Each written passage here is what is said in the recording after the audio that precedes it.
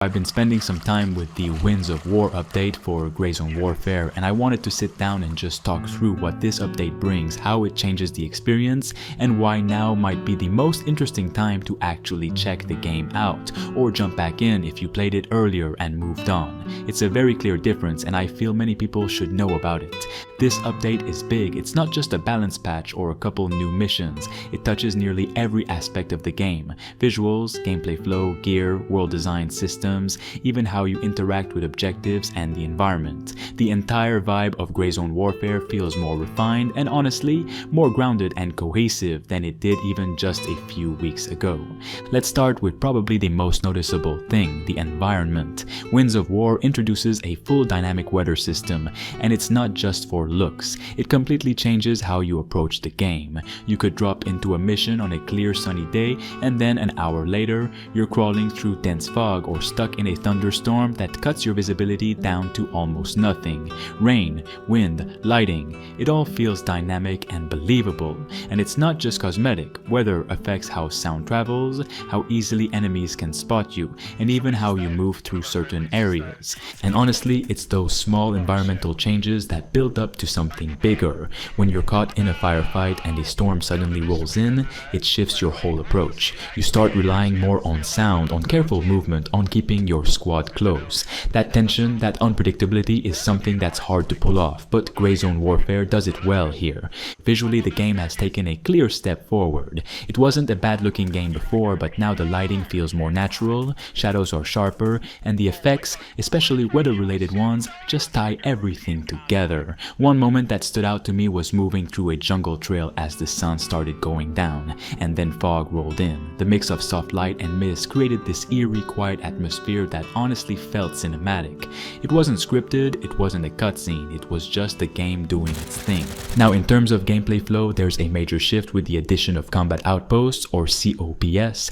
These are scattered all across the map now, and they act like forward operating bases. You can respawn there, access vendors, accept or turn in tasks, and in some cases even unlock a black market vendor that sells rare gear. This is a huge change. Before, you had to travel all the way back to your main base to handle logistics, and that could really break the momentum.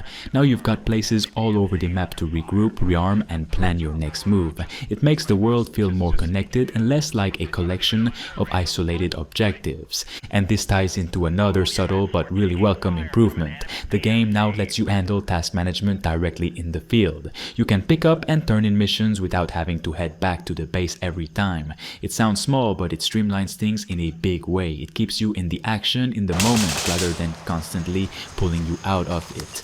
Speaking of tasks, there's also been a smart tweak to how squad play works. Now if you're running missions with a group, task progress can be shared, as long as you're close enough to each other. It's a subtle change, but it makes a big difference if you're playing co-op. You're no longer in that situation where only one person gets credit for a kill or an objective, while everyone else just tags along. It encourages tighter teamwork without forcing it. Now in terms of gear, yeah, there's a ton of new stuff, new weapons, new attachments, new body armor, and other equipment options. I'm not going to list every item here, but it's safe to say that if you like customizing your loadout or experimenting with different playstyles, you'll have way more tools to work with now. And it's not just about giving you more, it feels like the game is encouraging you to think more critically about your setup, about weight, about noise, about how certain gear might fit specific environments or missions better than others. Another cool addition is the gear repair system. Weapons now degrade over time depending on how much you use them or how damaged they get during missions. You've got the option to repair them slowly or use repair kits in the field for faster fixes. It adds another layer to inventory management without being overcomplicated or frustrating. It actually gives weight to the decision of whether to push deeper into a mission or fall back and regroup. AI behavior has also seen improvements. Enemies now react to getting shot more realistically. They might fall, limp away, try to hide, or call out to others. It's not perfect, but there's more variety and it feels more dynamic than before. It helps sell the illusion that you're fighting real people, not just targets. Combat overall feels more satisfying. Ballistics have been refined, and now there's a clearer sense of impact when you hit a target. Suppressors, armor, ammo types, they all seem to have more noticeable effects in actual gameplay. It's not something that jumps out at you immediately, but over time, you start to feel the difference. One feature that I think is going to be appreciated appreciated by a lot of players is the ability to manually respawn. It's a simple fix to a frustrating problem. If you ever get stuck or glitched into terrain, you can just respawn and get back into the game without waiting or restarting. Little changes like this go a long way toward making the whole experience smoother. They've also added support for more languages, better inventory sorting, more weapon attachments, more modular rigs, and even destructible light sources for stealth players. All of these things might sound small on their own, but together they really round out the experience. The world feels richer now, missions feel less like boxes to check and more like evolving situations. And even though the game still has areas where you can feel the early access edges, this update definitely moves it forward in a meaningful way. To be clear, it's still Gray Zone Warfare, it's still tactical, it's still punishing, and it's still designed for people who enjoy that slower, more methodical style of gameplay. But now it's more flexible, it respects your time a bit more, it gives you more tools and more options without compromising the core of what makes it unique.